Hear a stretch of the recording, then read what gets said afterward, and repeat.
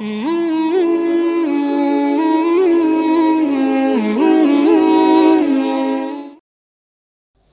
بہن کا سوال ہے کہ عورت کی آواز کا پردہ کیا ہے اور اس بارے میں ڈاکٹر فرحت ہاشمی صاحبہ کا کیا موقف ہے۔ ڈاکٹر فرحت ہاشمی صاحبہ عورت کی آواز کا پردہ بیان کرتے ہوئے مولانا مفتی محمد شفیع صاحب کی کتاب معارف القرآن کا حوالہ دیتے ہوئے کہتی ہیں کہ انہوں نے اپنی کتاب میں عورت کی آواز کا مسئلہ بیان کیا ہے۔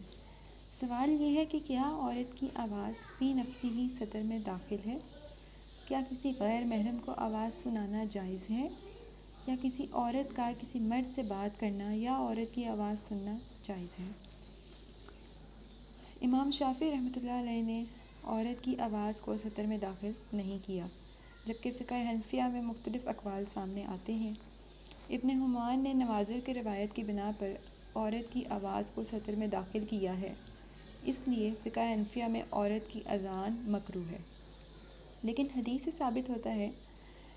کہ ضرورت کے وقت یا ضرورت کے لیے ازواج مطہرات رضوان اللہ تعالیٰ علیہم اجمعین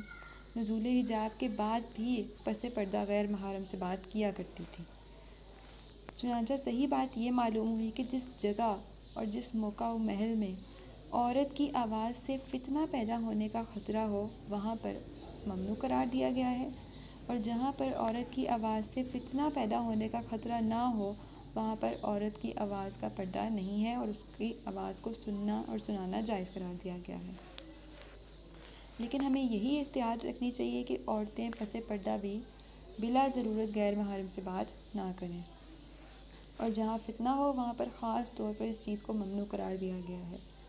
اب فتنہ کس طرح کا ہو سکتا ہے؟ یہ فتنہ یہ ہو سکتا ہے کہ یا تو گانا گایا گیا ہو عورت کی آواز میں، یا ایسے الفاظ بولے جا رہے ہوں جس میں دوسرے کو اپنی ذات کی طرف اور اپنی طرف مائل کیا گیا ہو۔ قرآن مجید میں پارہ نمبر 22 کے آغاز میں سورۃ الاحزاب کی آیت نمبر 32 میں اللہ تعالیٰ نے ازواج مطہرات رضوان اللہ تعالیٰ علیہم اجمعین سے خطاب کرتے ہوئے ان کو ایک تلقین کی ہے۔ فرمایا، یا نساء النبی، اے نبی کی بیویوں، لستن، نہیں ہو تم، کاحد من النساء، ان عام عورتوں میں سے کسی ایک کی بھی طرح، یعنی کہ اے نبی کی بیویوں تم ان عام عورتوں کی طرح نہیں ہو۔ ان اتقیتن، اگر تم تقوی اختیار کرو، تو اس تقوی کا تقاضا کیا ہے؟ فلا تخضعن بالقول، تو نہ کرو نرمی سے بات، یعنی کہ جب تمہاری کسی غیر محرم سے بات ہو تو ایسی نرم بات نہ کرو، ایسی دبی ہوئی آواز میں بات نہ کرو کہ اس کا نتیجہ یہ ہو کہ فَيَطْمَعَ الَّذِي فِي قَلْبِهِ مَرَضٌ، کہ طمع رکھ بیٹھے وہ شخص جس کے دل میں کوئی بیماری ہو، یعنی جس شخص کا دل خراب ہو یا جس شخص کی نیت خراب ہو وہ تم سے کوئی غلط امید نہ لگا بیٹھے تم سے بات کرنے کے بعد۔ لیکن اس آیت میں بولنے کی ممانعت نہیں کی گئی، اور نہ ہی یہ کہا گیا کہ تم بالکل بات ہی نہ کرو اور تمہاری آواز کوئی سنے ہی نہیں، بلکہ اللہ تعالیٰ نے حکم دیا وَقُلْنَا، اور کہو، قولا معروفا، معروف بات۔ یہاں پر معروف سے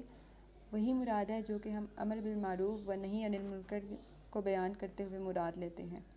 چنانچہ عورتوں کو حکم دیا گیا کہ وہ نیکی اور بھلائی کی بات کریں۔ اگر کوئی عورت کوئی نیکی کی بات، کوئی قرآن کی بات یا کوئی تعلیم کی بات، خیر و بھلائی والی بات سکھا رہی ہو اور سیکھنے والوں میں براہ راست عورتیں شامل ہوں اور انڈائریکٹلی مرد حضرات بھی شامل ہوں تو یہ بھی قولا معروفہ میں شامل ہے۔ اس آیت میں اس بات کو بھی ملحوظ خاطر رکھنا چاہیے کہ اللہ تعالیٰ نے عورت کی آواز کی پچ کے بارے میں کچھ نہیں فرمایا کہ